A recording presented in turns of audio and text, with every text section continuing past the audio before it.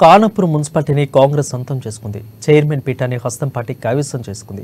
అవిశ్వాస తీర్మానంపై అధికారులు సమావేశం నిర్వహించగా ఎమ్మెల్యే వెట్మాపొచ్చు పటేల్ 9 సభ్యులు హాజరయ్యారు. అయితే 4 కాంగ్రెస్, 3 పీఆర్ఎస్, 1 బీజేపీ, 1 ఇండిపెండెంట్ కౌన్సిలర్లు అవిశ్వాసానికి మద్దతు తెలిపారు. దీంతో పీఆర్ఎస్ పార్టీ చైర్మన్ పదవిని కోల్పోయింది.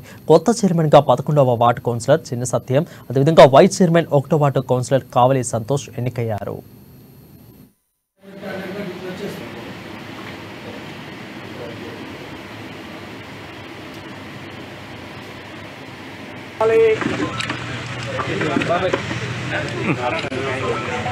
కొంచెం చేయి తీసి కదా, కొంచెం తీసుకున్నావు కదా,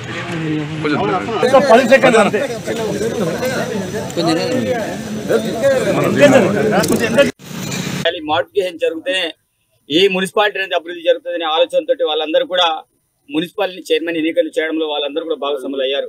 మరి ఈ యొక్క ఎన్నికలలో అనేక రకాల అవంతలు ఎదుర్కొన్నారు. కలెక్టర్ దగ్గర పోలి కాంపిటీ చేయడం కావచ్చు, అదేవిధంగా కోర్టు కేసులు కావచ్చు, అనేక రకాలుగా కుట్ర పన్నుతున్నారు. కానీ ఎన్ని కుట్రలు పనినా సత్యం ఎప్పటికీ గెలుస్తూనే ఉంటది. కాబట్టి పై నుంచి